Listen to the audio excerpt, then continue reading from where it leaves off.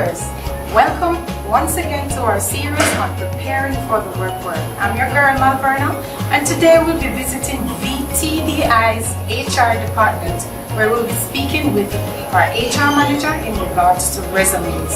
Come, join me and let us see what happens. Seems like I'll have to stare at this. Good exercise.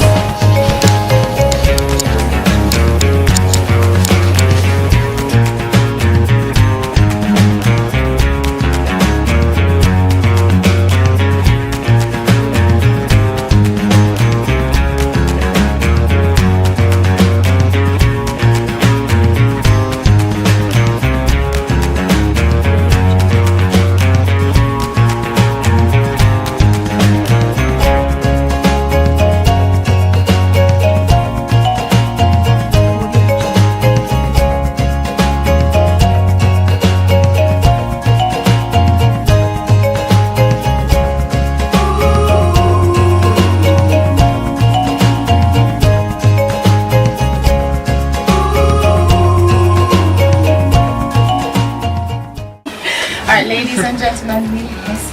Borban. She's the HR personnel here at VTDI. Today we'll be speaking to her about resume, as was previously said. Come this way.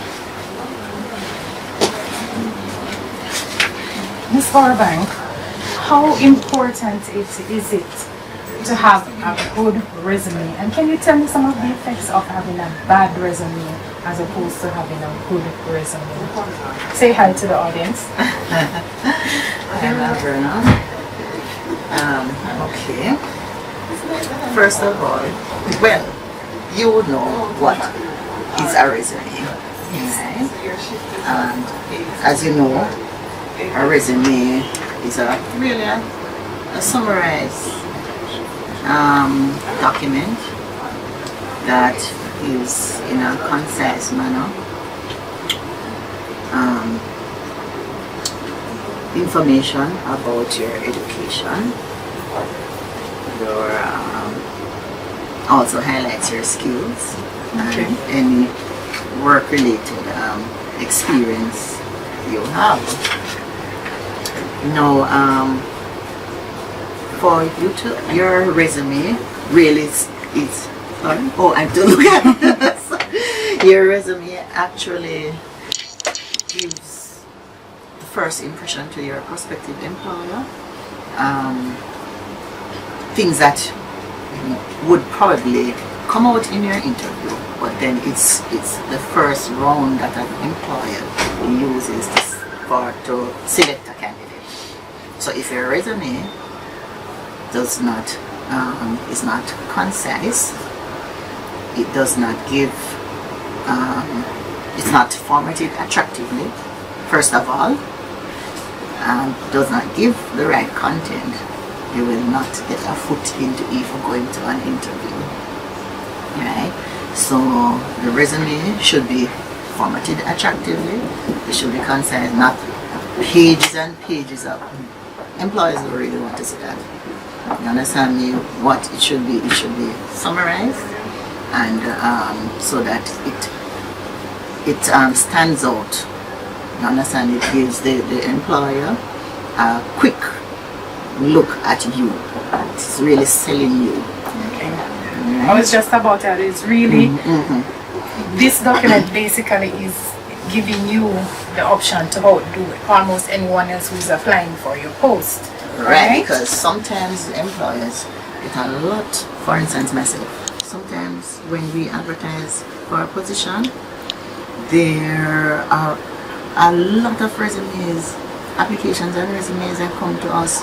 So the first one that we actually look at, those that speak about it relates to the job that we are advertising, that we want, someone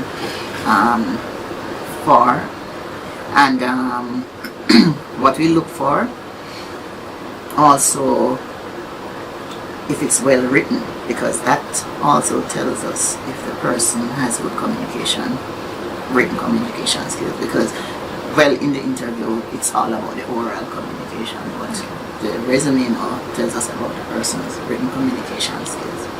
So we look for formatting, we look for grammar and spelling, sometimes grammatical and spelling errors. So that's also one of the red flags. Okay. You understand me? So if it is well written and you understand me, it pinpoints those skills that we are looking for, then the person has a footing. Okay. Well, Ms. Barban, thank you so much. You've highlighted that a good resume will allow you to get an interview, which is a step into the organization. Right. And if your resume is not formatted properly, that there is no chance that you'll be able to even be shortlisted for the particular post you've applied for. Right. Because remember, it's usually the first impression. This is the first impression that an employer gets of a prospective candidate. Right? So it should really bring out those skills, as I said, the qualification, related experience and education of this person. So should actually, if you have a resume that are languishing at the bottom of your or in your flash drive for like years, it's best to update it as you go along. So whatever qualifications, updated qualifications that you have done in over some time, you include it on your resume. All right.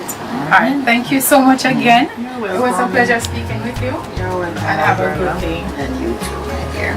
All right.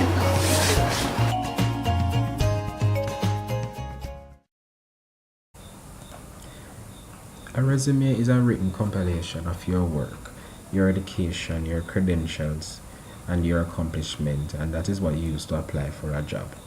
Now, when applying for a job, you have to sell yourself basically. And for you to sell yourself, your resume should have a lot of things.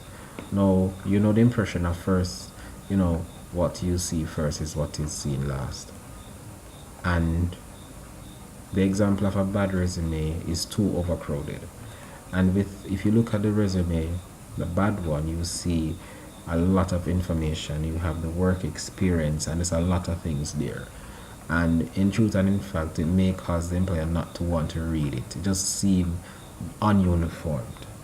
It doesn't look properly laid out. Now, in opposed to the good resume, it is more clearly detailed, nicely aligned. All the information that is required is there: the name for the person, the address, email address, telephone number. You have a summary of your qualification, your professional experience, and then you have the history. You have it history from the most. It's normally aligned with the most recent to the first job that the person would have had, right? So you must have a clearly detailed resume.